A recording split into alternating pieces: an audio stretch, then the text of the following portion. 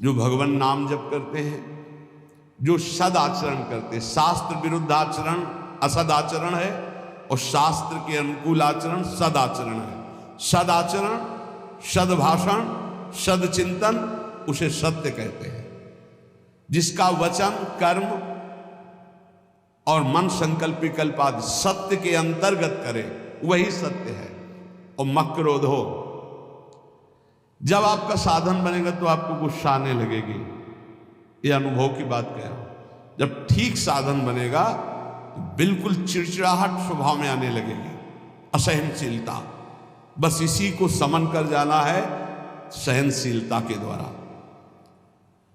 थोड़ी सी भी बात सहन नहीं होती, वो एकदम क्रोध करने लगता है, क्योंकि उसके अंदर ऊर्जा शक्ति का संचार होता है, पावर बढ़ता है भजन से। और पावर बढ़ता है तो फिर नम्रता के द्वारा, सहनशीलता के द्वारा, तितिक्षा के द्वारा, क्षमा के द्वारा इस पावर को बचाया जाता है, पचाया जाता है। नहीं तो बहुत जल्दी क्षीण हो जाता है। आप देख लेना, सही भजन चल रहा है, ठीक आचरण है आपके, तो पहला दोष पैदा होगा ये असहनशीलता। अगर बात करें तो एक चिड़चिड़ाहट सी होगी, एक अच्छा नहीं लगेगा। जरा सा कोई गलती कर दे तो एकदम कड़वा स्वभाव, इसको शासन में ले। ये होता है, खुद अनुभव की बात कह रहा हूं, होता है। इसलिए कहा कि गुरुजनों की सेवा, सत्य आचरण, सत्य भाषण, सत्य विचार, और फिर कहा मक्रोध हो, अक्रोध, क्रोध ना करना। क्रोध के बहुत से आपके सामने उपाय भेजे जाएंगे जिससे आपको गुस्सा आ जाए, पर आप गुस्सा न कीजिएगा, नहीं तो आपका जो भागवतिक पावर बना है वो क्षय हो जाएगा। बाबा तो इतनी जोर की बात, उड़िया बाबा कहते हैं कि यदि क्षय करना है किसी को तो गुस्सा दिला दो। किसी के तप को क्षय करना है तो उसे गुस्सा दिला दो, और वो गुस्सा हो गया तो 1 महीने के भजन की ऊर्जा शक्ति क्षीण हो जाएगी। भजन तो नष्ट नहीं होता, लेकिन उससे जो अनुभूति होनी चाहिए वो नहीं होगी। सोचो, साल में 12 बार गुस्सा कर लिए तो बचा क्या आपके पास? इसलिए कौन सी दो रहा है, कानुभूतियां हो रही। सहनशीलता के द्वारा क्रोध का त्याग कर दे, गुस्सा त्याग कर दे। बहुत जल्दी गुस्सा आती, और गुस्सा आते ही मन में प्रतिकूल चिंतन होने लगता है। भजन है और प्रतिकूल चिंतन हुआ, कहीं हो गया तो तुम्हारा भजन रुक जाएगा, तुम्हारा भजन का प्रभाव क्षीण हो जाएगा, आगे भजन की उन्नति नहीं होगी। इसलिए बहुत संभल के किसी से गुस्सा मत करो। और आएगा गुस्सा, माया ऐसे संयोग भेजेगी कि गुस्सा आ जाए, पक्का सहन कर जाओ। बहुत कठिन है सहन करना। अच्छा, आप जा रहे हो, कोई थूक दे आपके ऊपर, अरे 1 बार थूक दे, 2 बार थूक दे, 100 बार थूका एक नाथ जी के ऊपर। वो गंगा स्नान करके, गोदावरी जी का या गोमती जो भी वहाँ हो, महाराष्ट्र में कौन है, गोदावरी गंगा, तो वहाँ स्नान करके बार बार ऊपर से गली में थूक देता। 100 बार थूका, नीचे उतर कर आया, साष्टांग दंडवत हुआ, गलती हुई, 100 बार थूका। बोले भैया तेरे जैसा कृपालु कौन होगा, 1 दिन में 100 बार स्नान करवा दिया, वैसे 1 दिन में 1 बार होता, लेकिन 100 बार तेरी कृपा से। बिल्कुल गुस्सा नहीं आया। कुछ लोगों ने तो पैसा दे के एक आदमी को लगाया, एक पंडित जी थे, उनसे कहा कि अगर आप एकनाथ जी को गुस्सा दिला दें तो इतनी आपको मुद्रा दे देंगे। घर गए तो अतिथि आए, उन्होंने सम्मान किया। जब उनकी पत्नी परोसने लगी तो पीठ में चढ़ गए। कुछ तो गुस्सा आएगा, तो उनका बहुत संभाल के देखो, पीठ से गिरने ना पावे, इनको कोई कष्ट ना होने पावे, संभाल के। पत्नी का हम पहले से सावधान है, आप चिंता मत करो। तो उन्होंने सोचा ये तो फिर भी क्रोध, कितना उन्होंने उपद्रव किया। जब उपद्रव से बिल्कुल गुस्सा ले तो उनका थोड़ा गुस्सा हो जाते तो मुझे वो इतनी मुद्रा देकर भेजा गया। बोले भैया क्षमा करो, पहले बता देते कि हम मुद्रा के कारण आए हैं तो हम थोड़ी गुस्सा दिखा देते, जिससे तुम्हें मुद्रा मिल जाती। क्रोध नाम की चीज नहीं। जिन महापुरुषों ने भगवत साक्षात्कार किया, अक्रोध रहे हो, क्रोध नहीं। क्रोध होने से तप क्षीण हो जाता है। क्रोध बिल्कुल नहीं करना चाहिए, पर ध्यान रखना, जब क्रोध दिलाया जाए उस समय ये ध्यान रहे कि हमारे सामने प्रश्न उपस्थित किया गया कि हमें क्रोध नहीं करना है और ये क्रोध कराएगा तो बच सकते हो, लेकिन उस समय माया आपको ये याद नहीं रहने देगी। उस समय फिर आपको गुस्सा आ ही जाएगा, पक्का आ जाएगा। क्रोध दिलाने वाली लीला आपके सामने साधकों को प्राय होती रहती है, अगल बगल से आसपास से कहीं। गुस्सा नहीं करना, शांति से निर्णय करो। तुम्हारी परीक्षा हो रही, तुमको सहनशील बनकर आगे बढ़ना है। और फिर दान में उचल, ये सबके अंदर होना चाहिए। दे लेत मन शंकन धरे, बल अनुमान सदा हित करे। दूसरों को अभय दान से बढ़कर के कोई दान नहीं, ये सबको ही दे सकता है, सबको करना चाहिए। किसी भी जीव को मन से, वचन से, कर्म से हमारे द्वारा दुख ना पहुंचे, ये सबसे बड़ा दान है, अभय दान इसे कहते हैं। और इस अभय दान को पूर्ण निर्भयता में बदलने के लिए नाम दान है, इससे बढ़कर और कोई दान नहीं। नाम दान, किसी को भी नाम सुनाना। राधा राधा जब हम जोर जोर से बोलते जय जय श्री राधे श्याम, तो सबके कानों में नाम पड़ता है और उस नाम का हमें पुण्य मिलता है, हमारा भजन आगे बढ़ता है। इसलिए जोर जोर से नाम कीर्तन हो रहा है, जहाँ से आप गुजर रहे हो वहाँ। और जब कभी कहीं भी बैठे हो, बातचीत हो, तो बीच बीच में अभ्यास बना लो। राधा, अच्छा राधा राधा राधा राधा, अच्छा ऐसे बात करना सीखो। है ऐसे अपने मुरारी भाई हैं, वो जब बात करें राधा राधा राधा राधा, हमें बहुत अच्छा लगता है। शुरू से, ये नहीं कि आज से, शुरू से जब कोई बात विनोद की हुई या कोई भी बात हुई या कोई आश्चर्यमय बात, राधा राधा राधा, ये बहुत अच्छा स्वभाव है। हमें लगता है सबको बनाना चाहिए, सत्संग में नहीं, बीच में। हाँ, अब सब शुरू हो गए राधा बीच में, तो ऐसे नहीं। वो जब बात परस्पर हो रही हो तब उस समय राधा राधा, बहुत मंगल। हम उपासक से बात अगर कभी करते तो यही देखते इसने कितनी बार नाम जपा, कितनी बार नाम लिया। प्रारंभ में नाम बोला, एक बार तो नाम होना चाहिए। हनुमान जी विभीषण जी को सौभाग्य क्यों प्रदान कर रहे हैं?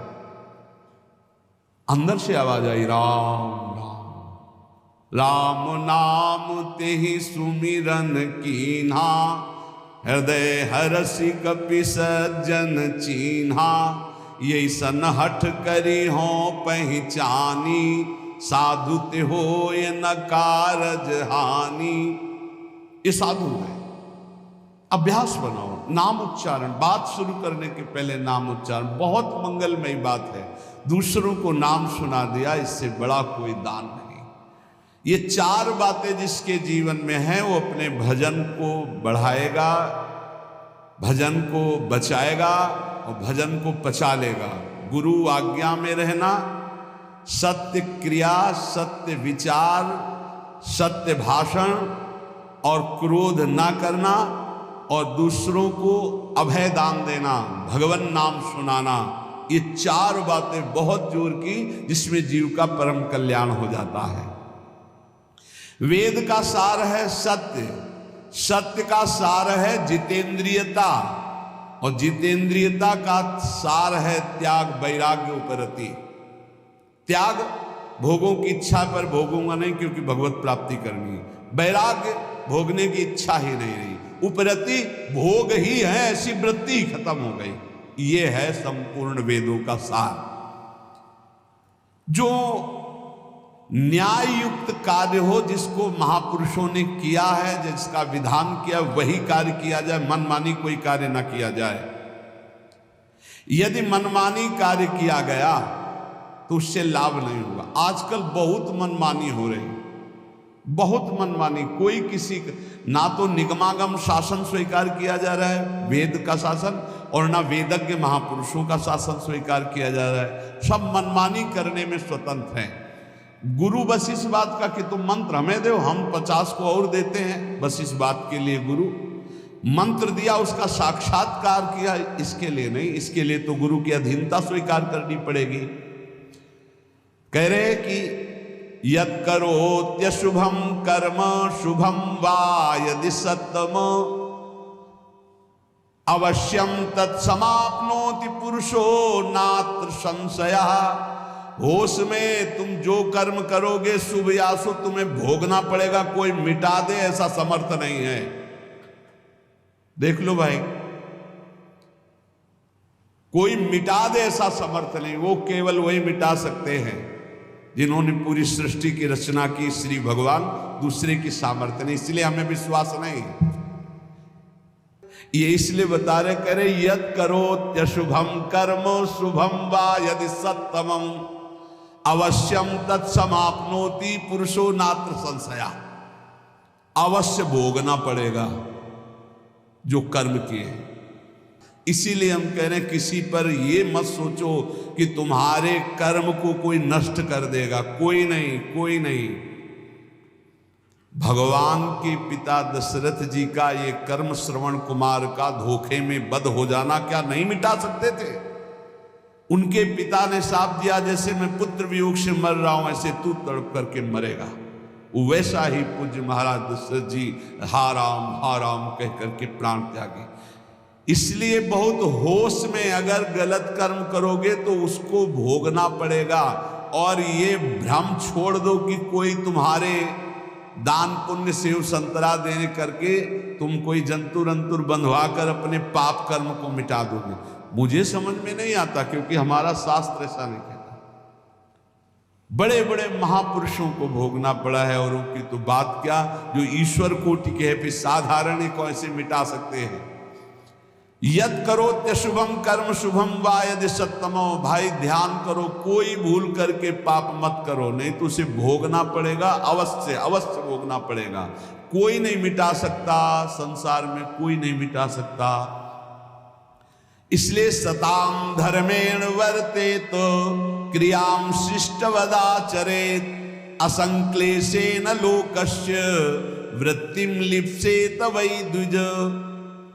जो सत्पुरुषों ने आचरण किए हैं, जो सत्पुरुषों ने आचरण का विधान किया है, उसके अनुसार जो आचरण करता है वो धर्म है, और धर्म करने वाला कभी दुखी नहीं होता। तो आप कहोगे धर्मराज युधिष्ठिर को 12 वर्ष का वनवास, 1 वर्ष का अज्ञातवास मिला, धर्म करना क्या? वो तो धर्मराज है। तो जुआ खेलना अधर्म है, उपहास करना किसी का अधर्म है, किसी को नीचा दिखाना अधर्म है, अधर्मियों की सभा में बैठना अधर्म है, कई तरह की बातों का अधर्म होता है। जान रहे हैं कि महाराज धृतराष्ट्र इस समय अधर्म से युक्त हैं, तो उनकी आज्ञा का पालन नहीं करना चाहिए। जान रहे हैं कि छल कपट अधर्मी शकुनी है, पासा वो चल रहा है, जीत उनकी हो रही, खुला धर्म, खुला अधर्म का खेल हो रहा, कैसे स्वीकार कर लिया? और द्वित कीड़ा धर्म है। मदिरा पीना, व्यभिचार करना, मांस खाना, द्वित कीड़ा करना, ये सब एक लाइन में रखा गया है। इसीलिए महाराज को 12 वर्ष का वनवास, 1 वर्ष का अज्ञातवास भोगना पड़ा। सत्पुरुषों द्वारा पालित धर्म के अनुसार बर्ताव करे। जो संत पुरुष आचरण करने का विधान करते हैं, शास्त्र विधान करता है, वैसे ही कभी दुख नहीं मिलेगा। ध्यान रखना, अधर्म करने पर ही दुख का परिणाम भोगना पड़ता है।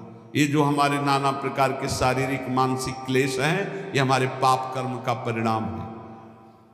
भली भांति कोई भी कर्म करने के पहले विचार करो, तो अंदर से सबके भगवान सदगुरु रूप में बैठकर उत्तर देते हैं कि तुम गलत कर ले जा रहे हो, मत करना।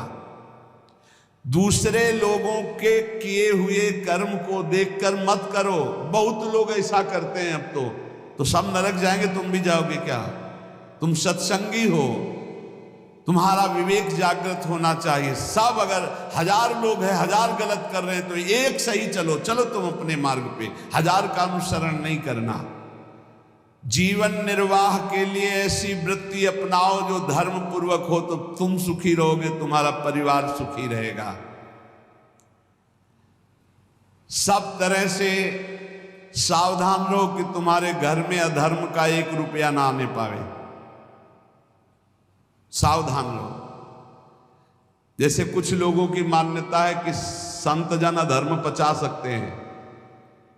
भीष्म पितामह जैसा महात्मा कोई होगा द्वादश वैष्णवाचार्यों में है भीष्म जी, और अखंड बाल ब्रह्मचारी और अखंड चिंतन करने वाले भगवान का।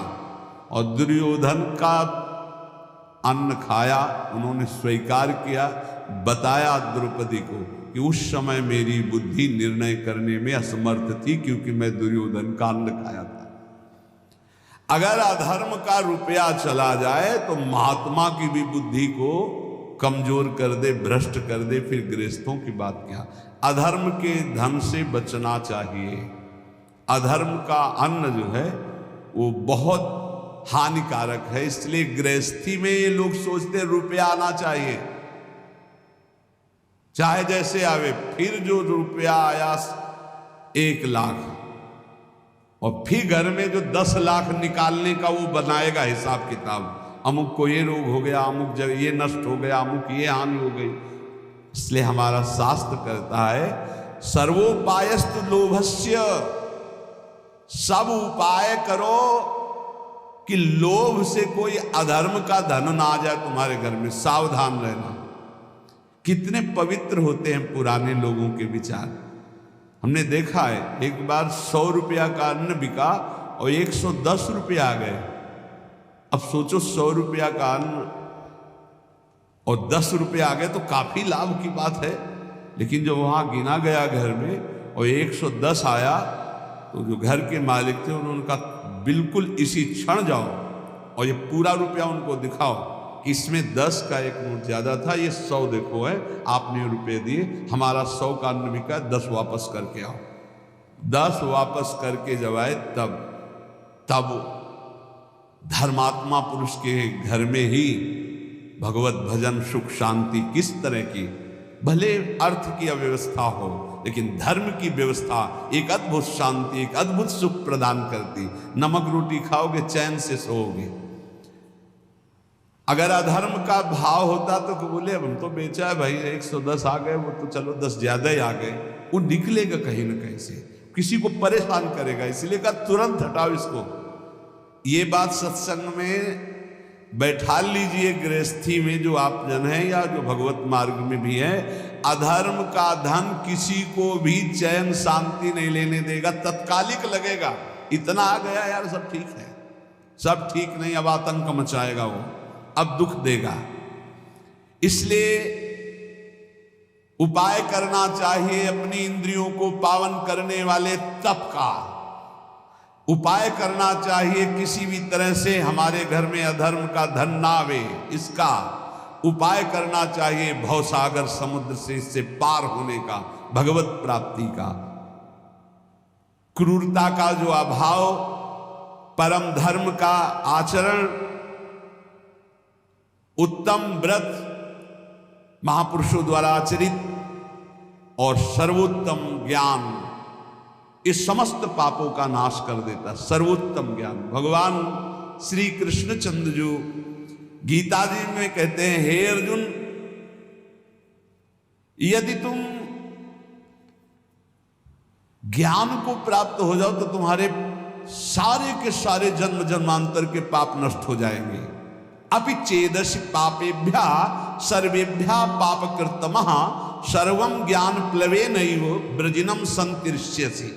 अगर तू सब पापियों में भी अधिक पापी है तो भी तू ज्ञान के द्वारा निसंदेह संपूर्ण पाप समुद्र से अच्छी तरह तर जाएगा, पक्की बात है।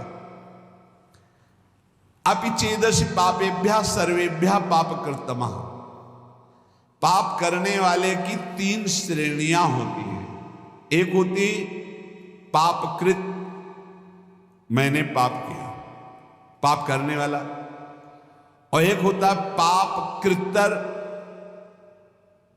2 पापी उनमें से एक अधिक पाप करने वाला। तीसरा होता है पाप कृतम, समस्त पापियों में सबसे बड़ा पापी। भगवान कह रहे पाप कृतमः, यदि तू सबसे बड़ा पापी है और तू ज्ञान प्राप्त कर ले तो तू सारे पाप से मुक्त हो जाएगा।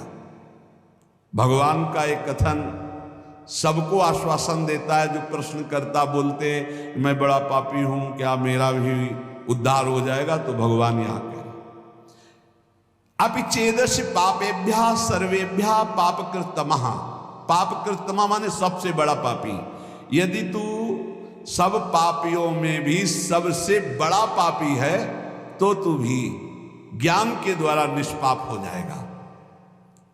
पापों का त्याग करने में और भी साधन बताए गए हैं, लेकिन पूर्ण रूप से सबसे ज्यादा पाप करने वाला भी पावन हो जाए वो ज्ञान है, चाहे जितना बड़ा पापी हो।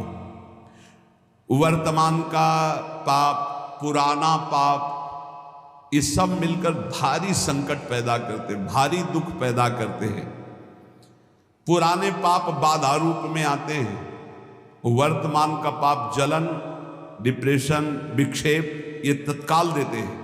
पुराना पाप बाधा पहुंचाता है। आप सही ढंग से चल रहे हो भगवत मार्ग में और आया एकदम टांग मारी के सब उलट पलट कर दिया। अब उस समय भगवान का दृढ़ भरोसा नाम जब, तो फिर समझ सकता नहीं, ऐसी टांग मारता है बिल्कुल नष्ट ही कर देता है। पुराना पाप पूर्व जन्म का ऐसा आता है, संभल के रहना चाहिए। बड़े बड़े को देखा फिसलते हुए। वर्तमान का पाप विक्षेप पैदा करता है। जैसे आपसे कोई गलती हो गई तो अब भजन में विक्षेप पड़ेगा। आपसे वर्तमान में कोई अब अशांति पैदा हो जाए, ज्यादा मनमानी आचरण करोगे तो मन संकल्प विकल्प इतना सोच में चला जाएगा कि फिर आपको लगेगा कि वो क्या कहते हैं, वही जो मानसिक रोग होता है, डिप्रेशन आ गया। ये वर्तमान के पाप, वर्तमान में आप पापाचरण कर रहे हैं इसलिए ऐसा हो जाता है। जिसे आप जानते ही नहीं कि आप पापाचरण कर रहे हैं, वो पापाचरण है। यदि वर्तमान का पाप छोड़ दे तो बुद्धि शुद्ध हो जाए, तो पूर्व के पाप को भोगने में कोई परेशानी नहीं होती। ये बात, ये जो पूर्व का पाप आता है ये दंड रोग में आएगा, रोग रूप लेके, या विक्षेप रूप के, या कोई घटना बन जाएगा पूर्व का पाप। अब उसे कैसे बचा जाता है? जैसे परमार्थ में आया, मार हाहाकार मचा दिया, उलट पुलट सब कर दिया। अब अपने को पकड़े रहना, जैसे कोई मजबूत सहारा मिल जाए हम उसको पकड़े रहें, ऐसे हमें पकड़े रहना। कुछ भी हो, चाहे मार डाले जाए, श्री जी को नहीं छोड़ेंगे, गुरु जी को नहीं छोड़ेंगे। कुछ भी हो जाए, कुछ भी हो जाए, आप पकड़े रहो, पकड़े रहो, पकड़े रहो। हवा ही निकल गई, सब खत्म, फिर ठीक। अब वो उसके विरोध में आ गया। इतने दिन भगवान का भजन किया, इतने दिन गुरु की शरण में रहे, यार कोई साथ नहीं देता, सब अपने कर्मों से भोगना ही पड़ता है, सब अपने को संभालना पड़ता है, कहीं कुछ नहीं भक्ति में। अब वो पाप आया था, गिरा के लेता चला गया। पूर्व का पाप वर्तमान का यदि पाप नहीं है तो कुछ नहीं बिगाड़ पाएगा, और वर्तमान में यदि पाप है तो वो पहले ही बुद्धि को मलिन किए हुए पूर्व का पाप आके आपको नष्ट कर देगा। यदि इस बात को समझो कि 100 वर्ष से घना अंधेरा है और वहां एक दिया सलाई खींच दी गई तो अंधेरा नष्ट होगा ना, जितनी जगह में प्रकाश है। ऐसे ही ज्ञान जो है अनंत जन्मों के पापों को तत्काल नष्ट कर देता है। चेत भगवान कह रहे, ऐसा पापी जो सब पाप खूब किए हुए हैं, स्वयं परमात्मा में तो कभी लग नहीं सकता पापी आदमी, कभी नहीं लग सकता। परंतु लग ही नहीं सकता ऐसी बात नहीं है, स्वयं से नहीं लग सकता। पाप करने वाला स्वयं से भगवान में नहीं लगता। कैसे लगता है? किसी महापुरुष का संग हो जाए, कोई प्रवचन उपदेश अचानक अनिच्छा से सुन ले। जैसे एक दिन एक भाई आए थे, वो कह रहे थे मैं बताना चाहूंगा कि मैं घोर नास्तिक, कभी किसी शास्त्र संत भगवान कोई चर्चा नहीं। पर एक दिन ऐसे ही कर रहा था तो आपका प्रवचन आया, देखे क्या नाटक हो रहा है, और खोला, बोले उस दिन से फंस गए, आज तक हम मुक्त ही नहीं हो पा रहे हैं। अब तो और कुछ देखने ही नहीं रह गया, अब तो बस इंतजार रहता है कब सत्संग पढ़े, कब एकांतिक पढ़े। बदल गया, जीवन बदल गया। क्या हुआ? भगवत शब्द कान में गए, जीवन का परिवर्तन कर दिया। बोले पापी लोग, मनुष्य जो पाप का आचरण करते हैं, वो स्वयं से भगवान में कभी नहीं लग सकते, पर लग ही नहीं सकते ऐसी बात नहीं। किसी महापुरुष का संग हो जाए या कोई ऐसी विपरीत घटना परिस्थिति घट जाए कि उसका कोई साथ ना दे, और फिर उस समय कोई उसे भगवत मार्ग बताने वाला मिल जाए, या कोई ऐसा वातावरण उसको मिल जाए जिस वातावरण में भागवती, ऐसे अचानक किसी कार्य से वृंदावन आया, अच्छा सत्संग हो रहा है क्या, खड़े होके सुन लिया, तो उसका तत्काल परिवर्तन हो सकता है। अन्यथा पापवंत कर सहज स्वभाव, भजन मूर्ति भाव न काऊ। पापी पुरुष का भजन में या भगवत मार्ग में या सत्संग में ऐसी कोई रुचि नहीं होती। सर्वम ज्ञान प्लवे नैव व्रजिनम संतरिष्यसि। भगवान कह रहे हैं कि बहुत पाप किए हैं, लेकिन सदगुरु की शरण में बैठ गया और गुरु ने बताया कि देख, जितने कर्म होते हैं वो सब शरीर से होते हैं। शरीर से कर्म करने का जो वेग होता है वो अंतःकरण से होता है। अंतःकरण 3 गुणों से प्रभावित होता है, रजोगुण तमोगुण आदि। उन्हीं गुणों के प्रभाव से अंतःकरण में प्रेरणा संकल्प विकल्प बनते, अंतःकरण से प्रेरित होकर शरीर से पाप बनते हैं। तू तो दृष्टा मात्र है, तेरे से कोई कर्म नहीं हुआ, तू शुद्ध बुद्ध आत्मस्वरूप है, ना तू कभी बंधा था ना कभी। ओ बात उसके बैठ गई। मूला भावे कुतः शाखा, मूल से ही काट दिया कि तू करता ही नहीं है। जे ही गुरुजनों ने ऐसा उपदेश किया तो स्वतः सिद्ध ज्ञान स्वरूप जीवात्मा है, जो भगवान का अंश है, वो ज्ञान स्वरूप है। जे ही उसको ये ज्ञान हुआ कि अरे मैं तो बड़ा भ्रम से फंसा हुआ था, अब तो शरीर से पाप होने नहीं देंगे और अंतःकरण में कोई पाप संकल्प बनने नहीं देंगे, क्योंकि अभी तक मैं समझ रहा था कि मैं ही करता हूं। अरे तो अंतःकरण गुणों से प्रभावित होकर गुणानुगुण वर्तन्ते मनुष्या पार्थ सर्वसा। अब नहीं, अब इस नौका में कोई छेद नहीं, ज्ञान रूपी नौका में बैठ गया। गुरु रूपी खवैया ने ऐसा डांड मारी कि भंवर से नैया पार हो गई। एक भी उसे पाप का फल नहीं भोगना पड़ेगा। ये ज्ञान का बहुत, मैं शुद्ध बुद्ध आत्मा स्वरूप हूं, ये जहां बोध हुआ, पर इसके लिए बस ये कि कोई घटना घटे उसके जीवन में, किसी संत की शरण में आ जाए या कोई सत्संग का ऐसा मिले जिसके आकर्षण होकर संत की शरण, बिना किसी महापुरुष के शरण में हुए ये ज्ञान तो हो ही नहीं सकता। और अगर ज्ञान हो जाए तो भगवान कह रहे हैं अपि चेदसि पापेभ्यः सर्वेभ्यः पापकृतमः सर्वं ज्ञान प्लवे नैव व्रजिनम संतरिष्यति। वास्तविक आप सच्ची मानिए, पाप कैसे नष्ट हो जाते हैं। जैसे स्वप्न में हमने 500 कत्ल किए, तो जब जगे तो ना भागवतिक पाप लगेगा और ना भारतीय संविधान में दंड दिया जाएगा कि स्वप्न में तुमने 500 कत्ल किए, चलो तुम्हें फांसी की सजा होगी। कभी ऐसा नहीं हो सकता। ऐसे ही उमा का हूं मैं अनुभव अपना, सत हरि भजन जगत सब सपना। जब ज्ञान हो जाता है तो जैसे स्वप्न का कहीं भी दंड नहीं मिलता, ऐसे ही जागृत अवस्था का किया हुआ कुछ भी कर्म उसको बंधन में नहीं डाल सकता, सब भस्म हो जाते हैं। भगवान की जो भक्ति है, इन्हीं के पुत्र का नाम ज्ञान है। ज्ञान वैराग्य भक्ति के पुत्र है ना।